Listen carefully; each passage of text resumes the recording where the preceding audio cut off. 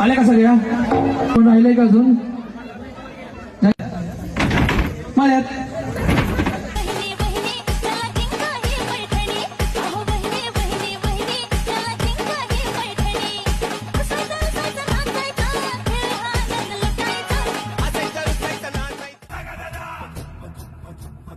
आणि वार्ता चालवणारा तुमचा पुत्र खऱ्या अर्थानं एक युवा नेतृत्व म्हणून उदयास येतोय.